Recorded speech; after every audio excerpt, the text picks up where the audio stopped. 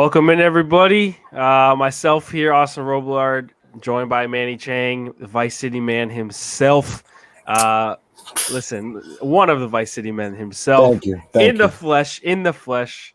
Um, we're joined here today by you guys are joined here today by us. We're going to be recapping Inter Miami's loss to the LA Galaxy in their home opener at the newly named Drive Pink Stadium.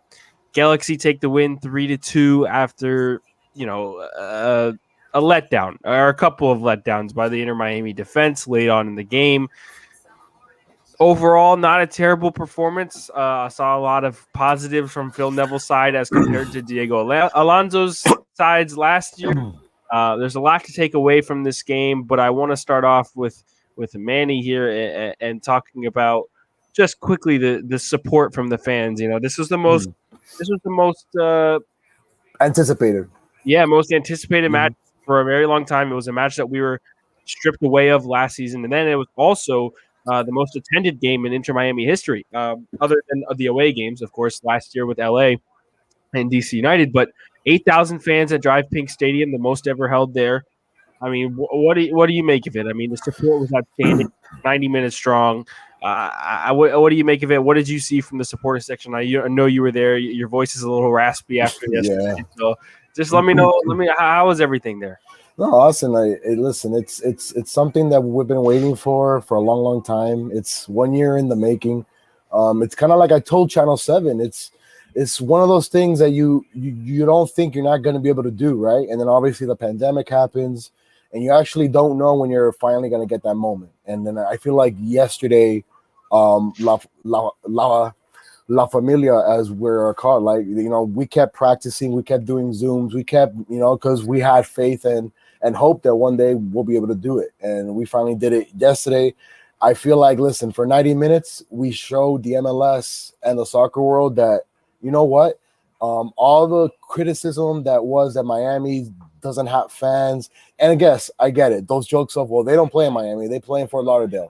Whether they play in Fort Lauderdale, whether they play in Miramar, whether they play anywhere else, like, we were still going to show up no matter what. And like that's the one message that I hope that it showed yesterday, that no matter where this club plays, the supporters will show up, right? And Vice City, especially Vice City, we went out there, and it's like all these tweets after the game, which I'll get to the negatives. But the positive side was just, man, like, we didn't sing a song double. We were well orchestrated, and it showed the league that we are here to stay, as we've all said. Yeah, Unfortunately, that didn't result to the W on the field. We'll get to that, but listen, I truly feel that this is just the beginning of something special, man. And the only way that it gets stopped, obviously, if there's another stoppage because of the pandemic or anything like that. But if anything, yesterday showed that it is possible to have a strong supporters group united with their fans, and that's exactly what we are, and that's exactly why we're called La Familia. We want others to be encouraged by it, to see what we're about, and to be a part of it, man. Because at the end of the day, the game of soccer is about having a great time, it's about laughter, it's about singing, it's about unity. And I think that's what we're trying to build. And yes, we're very different, right? We're not like supporters group from the MLS per se. Like, I saw a tweet, oh, they're now up there with LAFC. We're far from that. This is just the beginning. But it's very encouraging to see that the amount of positivity that it came after the game. Notice how I'm saying after the game, because now today is a different story, but after the game, right? But listen, man, you're supposed to have a good time at an event, right? Yeah, the team gave up 3 goals, but when the team gave up 3 goals, we didn't stop cheering, we didn't stop singing. We kept trying to push the team, trying to push the team, trying to push the team, and that's the message that we want the fans to know, that no matter you're down 5-0 or 5-5, the point is to never stop chanting and singing. So, yeah. I mean, I had firsthand experience with this when I went out to the playoff game in Nashville in November, And I mean, it's incredible. I mean, it's incredible what fans can do no matter what the result is. And like you said, they gave up 3 goals to LA, they gave up 3 goals to Nashville, and it didn't matter because in Nissan Stadium that day, Inter Miami in their tiny little section that they can find us in and yelled at us about and had us at gunpoint at. I mean, literally, they were the loudest people in the stands the entire freaking time. And that went on for 90 minutes, and it was an embarrassing performance, but it doesn't matter. Like you said, football is for the fans, and it's about unity, having fun, laughter, and that's exactly what I believe La Familia is trying to go for, and it's amazing to see. I mean, I have so many recordings on my phone from where I was sitting at the game, just looking at the supporter stands and them waving the flags, and you guys waving the flags, singing, chanting, the smoke, everything, man. It's just a beautiful sight, and no fans in any other sport do it like football fans, and no other American sports fans, whether it's basketball, football, baseball, hockey. There is nothing like a group of ultras in MLS, like especially with us and La Familia. There's no one else that does it better, and this is what a fandom is all about. And you guys really showed that and showcased that. And I know it's going to happen for 34 games straight, whether it's home, whether it's away. It doesn't matter where you're going to be, dude. I know you guys are going to kill it all season long. And that's exactly what a team like we need. And I know that the players and the coaches are very appreciative of it. I mean, it was a very key topic in the press conference post game that I got to be a part of. Robbie Robinson even said something about it. Phil Neville was on it. I mean, he said, the support was insane. Robbie called you guys the 12th man. So, great things like that.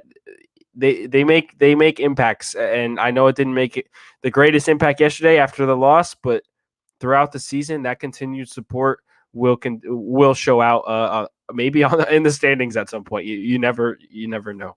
Yeah, I mean, listen, it's.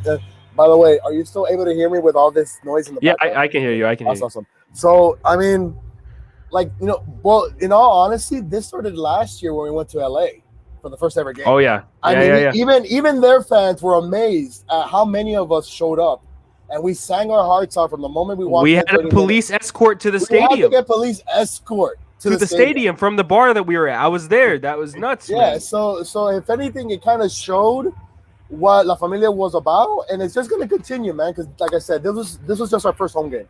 There's so many more games, and then obviously as time goes, like the fans are going to be able to show up more, but. Bro, whether you win or lose, listen, we also showed up at Nashville last year in a game where we lost 3-0. We are, you know what I mean? Whether we're home or away, we are still going to travel. We're still going to sing our songs because at the end of the day, you support your club no matter what happens. I know this whole talk. Well, listen. Super League. That's what I was trying not to get to. That's what I was trying not to get to. Man. Sorry, yeah. I'm still here trying to figure out how Tottenham's in this in that little thing. But yeah, man, listen. The results at some point have to matter, right? Of course, it's a team in itself with a new manager and new everything, right? It's very new to the whole standard of how do you win in this league? How do you draw in this league? How can you lose in this league? And right now we're in that modem of man. We haven't yet figured out. As a club, what it takes to win, in my eyes, consistently. Yeah. So it's one of those things that it takes time to adapt to. But as far as that's why the changes were made. That's why the changes were made. A whole full new front office, a new manager, a bunch of new players. That's why those things were made. And it's as much as you may not agree, but a lot of this is pushed by the supporters and the will to win and the want to win, and by the ownership all the way down to supporters, wherever it is within the club. I mean, that's what it's about. And one thing I noticed, I want to get to, if you want to pull up Steve's comment here on YouTube onto the screen about supporters learning the chants. One thing I didn't notice last year is that where I sat for a couple of the games, for the Orlando game, I was behind the goal on the opposite end of the supporters group stand. And for the Cincinnati game, I was up near the media booth. And, I didn't hear fans in those sections with, in solidarity with you guys. I didn't hear people singing. Yesterday, people in section 103, 104, 105, 106, they're on board with the chants, and it's becoming a communal effort, not just from those sections over there, 102, 101, not just those sections. it's gonna be stadium wide, other than the lousy LA Galaxy section that they had over there in the corner. Um, it's fantastic to see. It really is, and that's what football is all about. And it's why I don't want to get into the Super League right now. A little emotional about it. Again, I'm still trying to figure out how Tottenham got in it, but that's what we're gonna go past that because we already agreed that we're gonna talk about that tomorrow. So. We'll talk about it tomorrow. I want to get to the game. By the way, if anyone who's watching wants to be a part of La Familia, make sure you tweet me right there at Manny5RSN. I would give you all information that I have on hold, and obviously, listen, we're just looking for fans just to be a part of us. We're not gonna charge you anything. We're not gonna ask you of anything. Listen, we have people that are part of La Familia that show up for just home games. That's fine. That's all. Listen, we understand during hard times is difficult, but me, like, listen, you can't be a part of something and expect the banners to show up. You can't be a part of something like this and expect just to everybody not know the songs. It takes lots of effort. Does take lots of time, but it's something that if you're really passionate about, it's something that to me it's going to be something that you'll feel very happy about joining. Again, because it's more about about the sport. It's more about just being a part of something and start to begin a new journey into this MLS endeavors, right, for the whole Miami community of like soccer. Yeah, 100%. So I know I looked into it before I got on the reporting and journalism side. I was looking at Siege, I was looking at Vice City, everything Southern Legion, Vice City.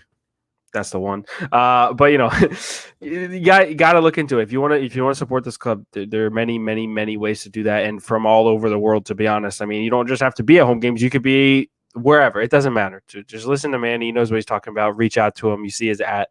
But we'll move on from the fan stuff there for a little bit. Obviously, it's something that both of us are really passionate about. We could spend hours talking about the fan side of football, especially with Inter Miami. But I want to get into the game.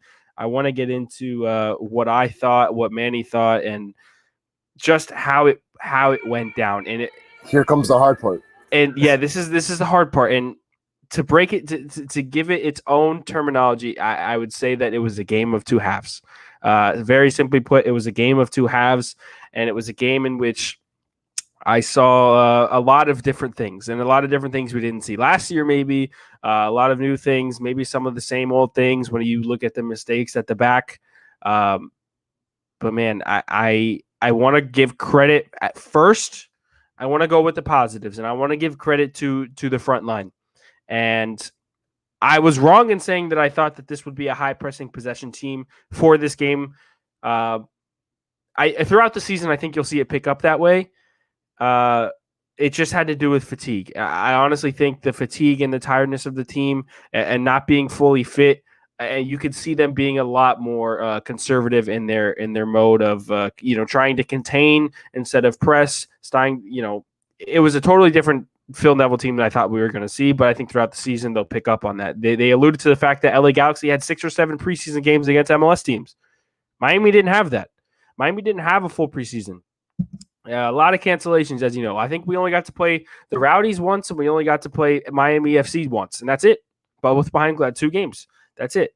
So I want to get to the positives here, and I by the way, I want to reiterate the fact that I think a Phil Neville team that I am expecting high pressing, possession based is going to happen. Obviously, you just saw on the screen 37% possession, not enough, not good enough. I expected us to be in the 60s, not LA Galaxy, but with the way the game it was going, it was still okay. So I want to give credit to the front line here. Robbie Robinson, Gonzalo Higuain, I thought they were 2 of our best players by far. Rodolfo Pizarro in the first half was our best player by far. Man, I love what Phil Neville has done with Robbie Robinson out in the wing. He is telling him to take on defenders one-on-one. That's how we won a penalty. He is telling him to dribble past, find spaces in between the center backs. He's telling his players in the midfield to find Robbie Robinson as he splits defenders, and I think it's going to work out really well. He's a very tall guy. He's very physical, and he's very quick, and his dribbling ability is good. His technical ability when it comes to first touches, maybe not as good. But Robbie Robinson on the wing, because you can hide those on the wing, hide those flaws on the wing. It's good, and I like to see Robbie Robinson out there. He had a really tough last year, and I'm glad he got to get the goal right before the first half ended. Higuain, it seems like Higuain's going to have a really good year, and him scoring the penalty showed that. The very, very, very unselfish pass to Robbie Robinson when he was one-on-one with the keeper. He waited for the keeper to make the first step. He passes it off. Fantastic football. I thought he was offside. Maybe it was a good time run. I don't know. Whatever you want to call it, it was good for Higuain. Rodolfo Pizarro in that first half, man, orchestrating almost everything. I just feel like Phil Neville and he reiterated the fact that he wants in the offseason that he wants his playmakers on the ball. He wants Pizarro and Lewis Morgan on the ball as much as possible in good areas, and that's what happened. Pizarro was on the ball as much as possible, and that was just mostly in the first half. I think we saw the tired legs in the second. Pizarro has got to get fit.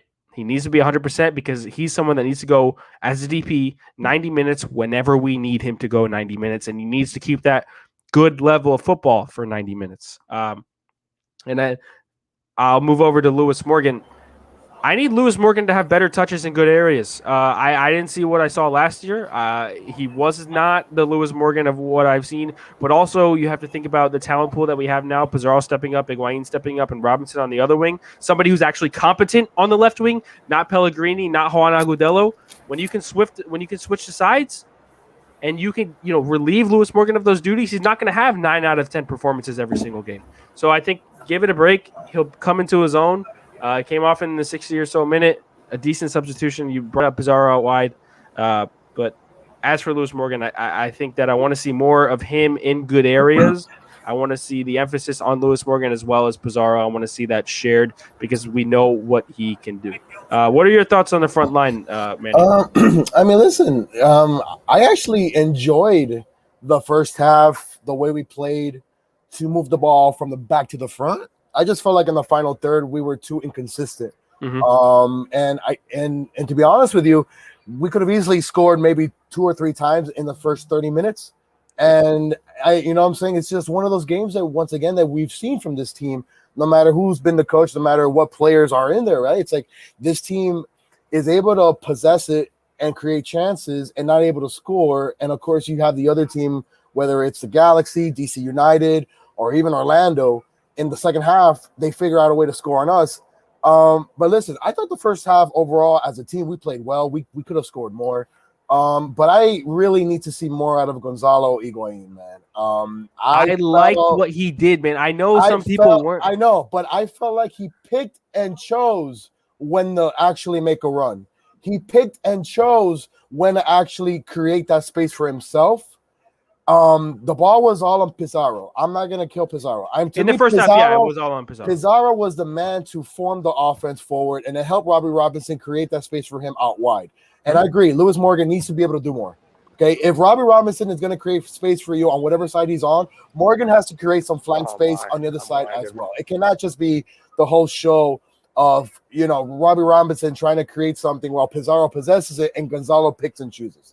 That's not gonna score, man. That's not gonna score much. And in the second half, though, when you saw the tired legs happening, you saw Higuain trying to orchestrate the offense like Pizarro did. When Lewis Morgan came off and Pizarro went out wide, a lot of Higuain was dropping back into the midfield and orchestrating the offense, and I think that was a good thing. And I think that's not something that I want to rely on. But if the fact that he's able to do it and he can do it consistently, if he does need to do it, I think that'll be okay. I understand the picking and choosing, but you also have to realize this is the 33-year-old European veteran striker that came into MLS. But again, it's like you mentioned, this is basically our third game overall together, right? Right. I mean, it's not like you've had 4 or 5 preseason games to do. But the one stat to me, which just seemed to me was crazy, is that you had 8 shots off target. You got to get these shots on goal, man. Yeah. There were about 3-4 chances in the second half, which Higuain's brother, he had a clear one-timer, could have been a better hit right off, wide left or right. Too many shots, flying off into the sky, which could have been, hit on net, could have created rebounds. I can think of 3 of those flying out. There was Pizarro was leaning back twice. Higuain had one where he absolutely skied it. I mean, and it's just one of those moments, exactly. And again, on defense, how many times have we seen from this club in the second half, whether it be in the minute 60 through 75 or 65 through 80, they just tend to just play relaxed. And listen, Chicharito, they hadn't done anything the whole game.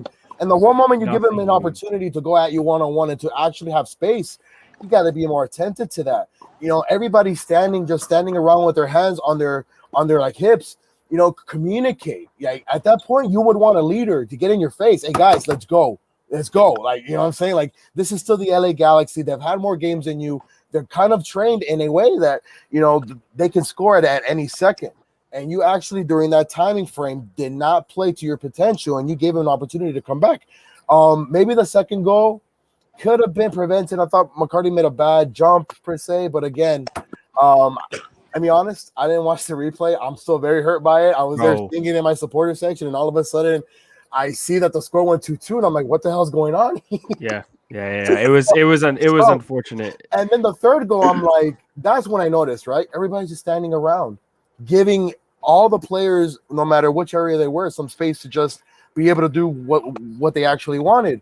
And it's like at that part of the game where you want your captain to be like, "Hey guys, come on," right? Yeah, you kind of see that fatigue was hitting. But that's when you should be able to get the supporters' energy and be able to push through it. It just felt like, listen, you can clearly you can clearly tell it was their third game, no matter, right? And it's very unfortunate that it was on the first game of the season at home, in a game that was mostly anticipated by the fans. Now, what happens in Philadelphia on Saturday night? Listen. I'm afraid. I am afraid because we played them once and they've been able to out hustle us. And what they've done this year has been really good, and they're also playing in CONCACAF Champions League. So they had a preseason, they had CCL games, and they've had an MLS game, and now this is their home opener. Not a game I want to be a part of. Yeah. I see that we have Kai. Kai. Yes. I know that you were at the game. Welcome. Listen, you and Austin were able to watch the game from the side, not me. I'm there screaming and chanting and trying to hype up the crowd. Man, I have to say, man, I talked about it a lot today on my show in the morning. What you guys did, like in terms of supporter, I know me and Austin kept looking at each other like that was a feeling like no other. I want to say, big ups to you guys and how you guys did that, because listen, soccer isn't the game that we love without it. A lot of people don't know that most of us showed up at 10 a.m. to set up. Yeah, dude, you guys people were don't know there that. Because I remember calling you and you were fucking over there. I'm here at work, per the name, so I just wanted to pop in really quick and say there's a couple of things you guys mentioned that I really agree with. One of them, which even Phil Neville said in the press conference about Higuaín actually taking those shots, because there were times where he was trying to play that extra pass when it wasn't needed. And when you saw he did a little bit of those, he created chances in which the keeper for Galaxy needed to go out there and actually make a couple of good saves. But then at the same time, as was mentioned by both of you guys, he was skying some of those. His brother skied some of them. And then there were times where they didn't make the extra pass, and or maybe they didn't, out on the wings, whether it was, Lewis Morgan or whether it was Robbie Robinson, when they played Robbie Robinson actually on the week, instead of probably giving him a ball inside like they were most of the time. And, Phil Neville said it himself, playing a lot of long balls that just weren't aimless long balls that didn't make sense. They weren't either looking up and making the extra pass, or they weren't creating space. One of the things that you also mentioned, Manny, in terms of Higuaín and, having that guy, that captain, so, needs to speak up and say something. I mentioned it to Austin when it was happening. And that second water break, whether it was like the 70th minute, 75th minute, wherever that was, I looked at Austin and I was like, dude, Higuaín is pissed. Like, he's sitting there, he was yelling at a bunch of guys on the sideline. He was arguing with Pizarro and, arguing. And I physically saw him, pointing, saying, this needs to go here, and arguing with them. So I think, in terms of fatigue, that was one of the things that even Phil Neville said himself, it shouldn't be an excuse, but that's something that you definitely saw, because it's, the mental aspect of it as well. Things that just shouldn't happen, whether it's the MLS, whether it's the Champions League. There's certain things that just should not happen, and I think the last thing I want to add is, those two last goals, McCarthy needs to do better on those. Yeah. I mean, listen, my only point on that is we've seen it. Last year, or I guess I should say, when was it that we played DC United? You're up 1-0, the red card happens, and then we crumble, right? And then when we first played in the first game after the restart in Orlando, we were up 1-0, and then all of a sudden it just comes crumbling down again. It's just one of those things that we've seen from this team, no matter who's been the coach or who's been whatever player is out there. This team has a tendency of getting the lead, and towards the end of the game, when you just need to be able to stand up and be able to mark right and being able to communicate better and being able to support one another, it's not there. And I think it'll come. I think it'll come with time. And There's a lot of things I saw in this team that I didn't see in a Diego Alonso team, and I said that just in the beginning. There's so many things. There's consistent football being played, and I tweeted it out, and it was one of my most liked tweets of the game in the first half. I said I'm seeing good, consistent. They look better. They look like they're a team that's comprehensive and knows what they want to do. They contained at times that they wanted to do together. They pressed at times. I mean, one of our best chances was when Matuidi had this press down on LA Galaxy's box all the way from out of his position at left center defensive mid, all the way to the right side at the bottom of the byline. I mean, I saw so many things that showed competence and showed that this has the potential to be a comprehensive team that are going to get points in tough situations. And I didn't have any of that promise from last season. I didn't see any of that. And I think it's going to change. It's going to come with time.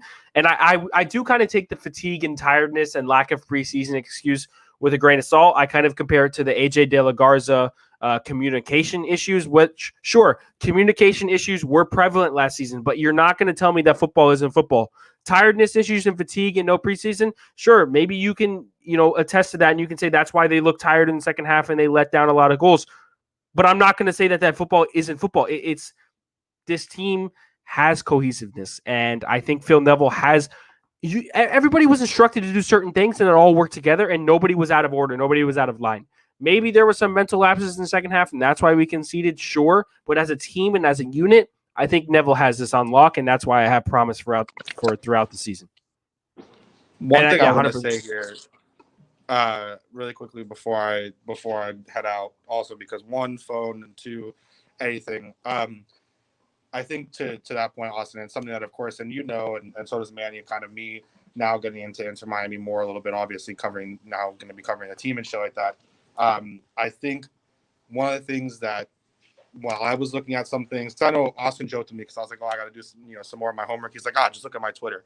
But, doing the right thing and, doing my own research, watching the games that they played last year, and one of the bigger things, and I know it was at the start, but even watching the MLS's back tournament and seeing some of the things that they did then compared to what was going on yesterday, what they were playing last year when it was from the MLS's back tournament all the way to the end when they made the playoffs wasn't football. Like it just wasn't. It was on the field and it was technically as like the game, but it just was not cohesive, and they weren't playing to what they were able to play yesterday. I think yesterday was a lot better. I think hopefully we see more out of that this season, but I agree on the Philadelphia Union side of things that 8 p.m. game on Saturday is going to be a little different.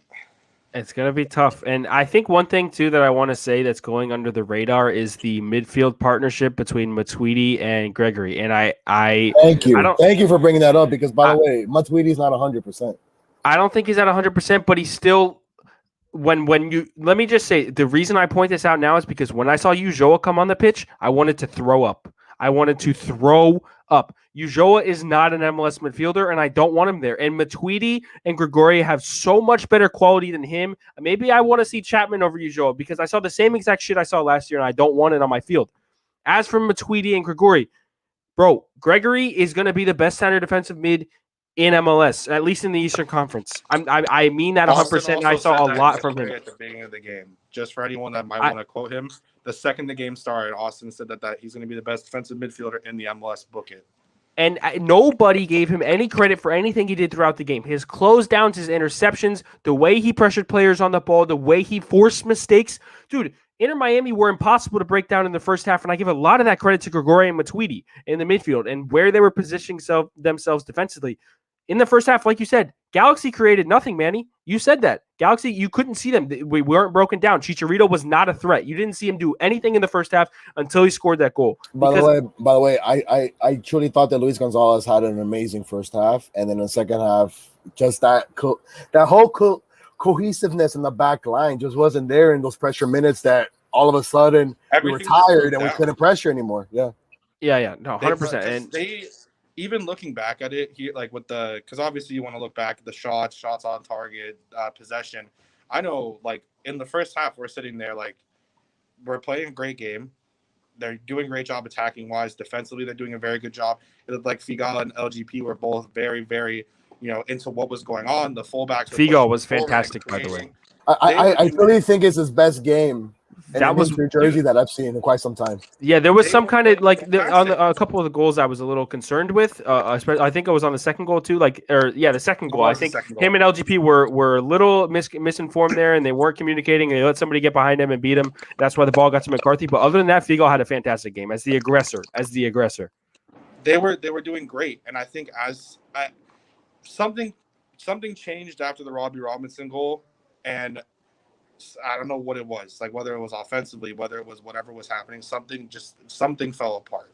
Because as they got into that second half, they went from dominating the midfield battle, dominating possession, not letting Galaxy do anything, to starting to fall apart. And yeah, anyways, I have to go out, but I will be watching. Thank you, Kai. I appreciate it, bro. I will be back tomorrow for the Super League. Ooh. Yeah, that's gonna be fun. I want to touch. By the way, I've said it twice already, but how did Tottenham get into this? We're gonna discuss this shit tomorrow. We're gonna discuss this stuff tomorrow. I really want to know how the Tottenham Hotspur club got into this whole Super League thing, because money shouldn't be everything. Because if you know it is, bro. That's the idea of the league. Bro, it's money, dude. If you're gonna join this Super League, you gotta win a Champions League first. That Arsenal's not there, bro. I don't. Whatever. It doesn't matter. Anyway, I want to finish. Yeah, well, tomorrow. I want to touch lastly on what Kai said about the change into the second half. No, we weren't fully dominating possession in the first half, but like I said, they couldn't break us down. When they kept on controlling possession and started trying to force the issue on the back line, and it was, getting into the 50th, into the 60th, into the 70th minute is when they started to score. And that's the exact thing. The second, or was it the first goal? The first goal that Chicharito scored, Jovan Jones had to sprint back from the half-field line to try and mark Chicharito, and then once he got into the box and saw LGP standing in front of him, he let him go.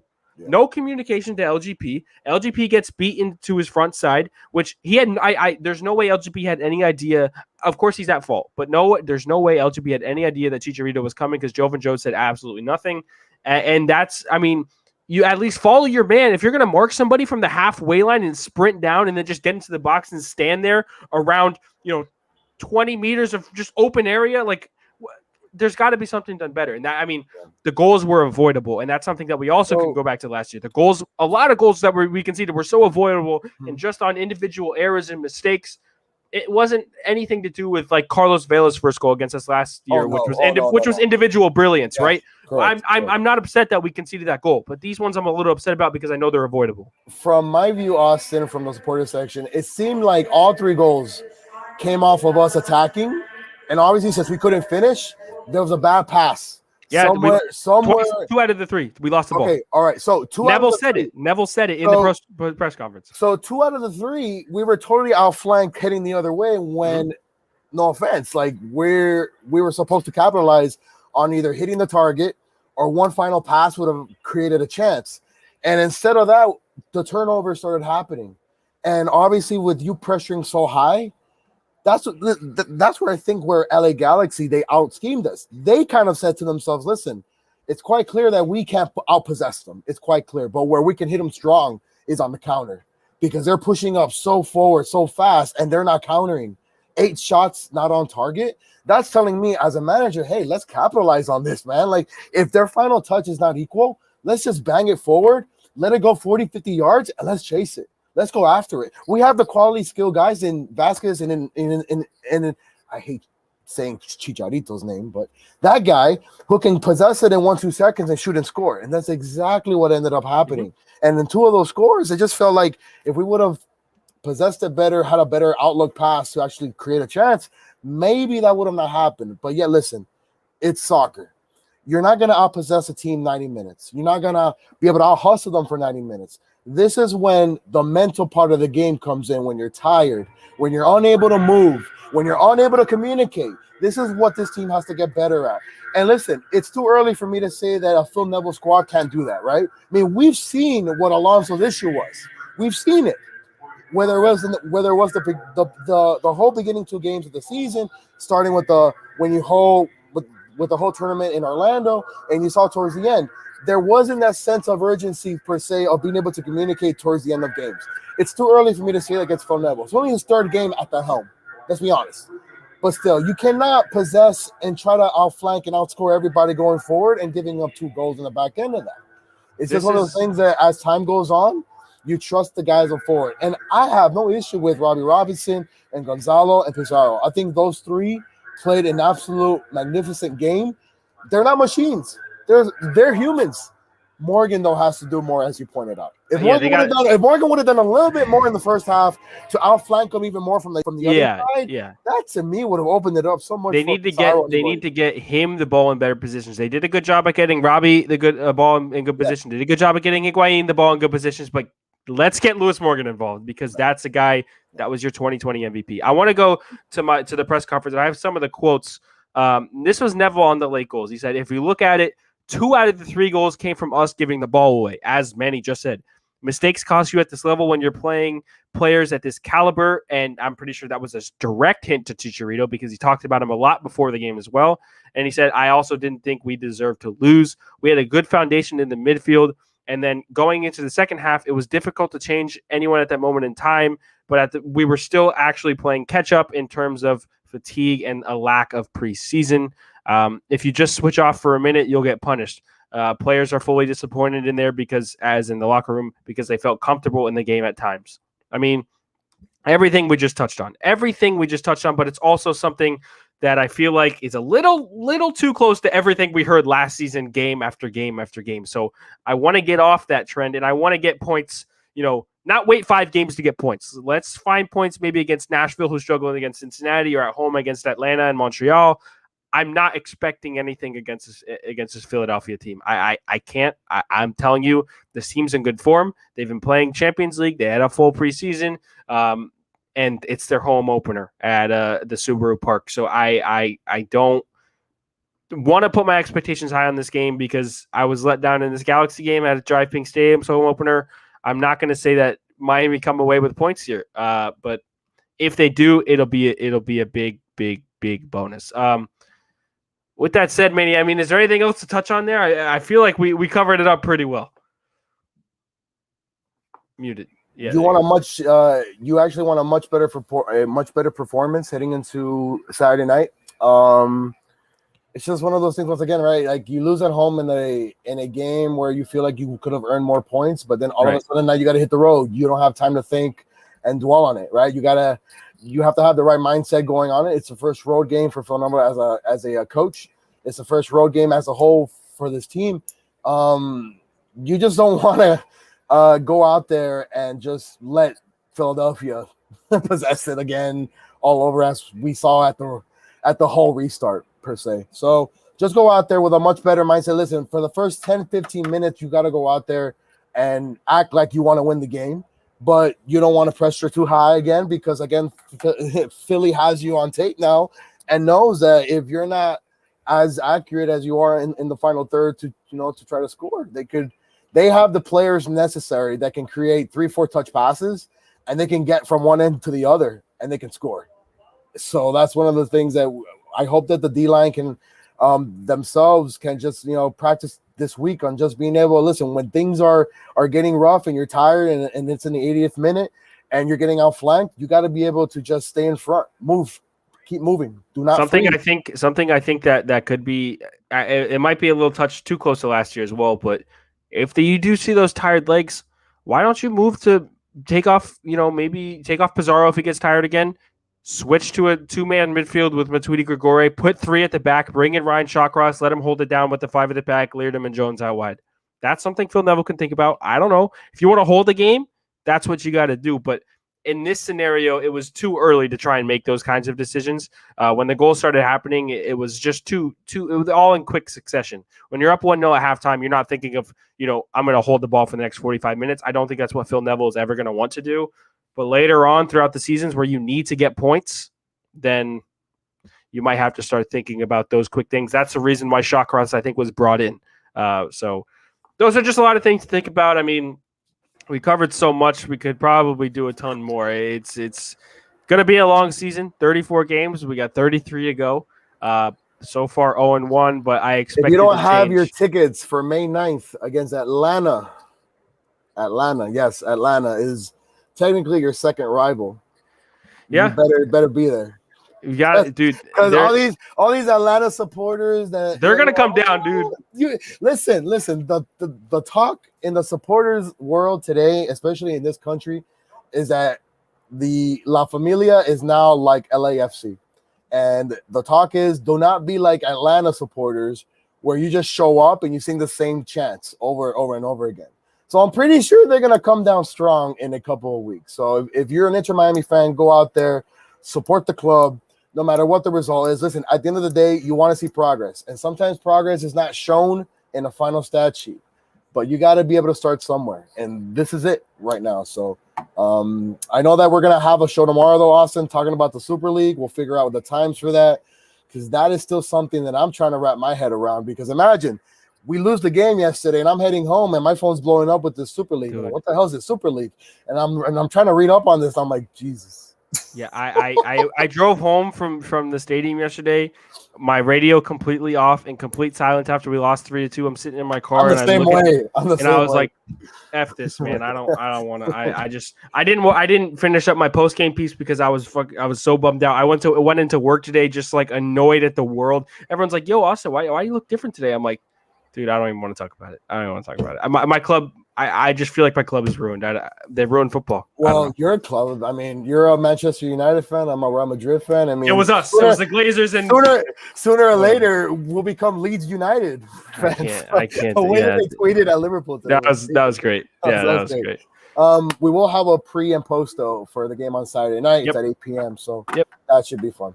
Yep. So make sure you check out Manny's Twitter. Check out my Twitter. I'm always tweeting about soccer. I know Manny does a lot of Panther stuff for them. I think you're at Bank United Center or Bank Atlantic, Bank United, BB&T. BB&T. I never get it. One of those banks. He's there now. 5 Reasons Football, 5 Reasons Sports. Make sure you stay tuned with all of us. And like you said, we'll be back for Inter Miami stuff again on Saturday, pre and post game. A lot of the guys will be here to discuss it, and then tomorrow for Super League talk. So stay tuned, guys. Manny, thanks for letting me come on and do this. I guess I'll be seeing you again soon, right? I'll be seeing you in 24 hours where we'll all become Leeds United fans and try to figure out how in the heck did Tottenham get into the Super League thing. That'll be the highlight. That'll be the title of the video. Mourinho gets fired and then Tottenham is in the Super League. Huh? Yeah, it was a lot. Don't you have aren't there qualifications for you to actually? I don't know. We'll just go ahead and talk about it tomorrow. Money. All right. We'll see you guys. Peace out. Hope you guys enjoyed all the recap and analysis of Inter Miami. And until next Saturday, we'll see you again soon. Bye guys.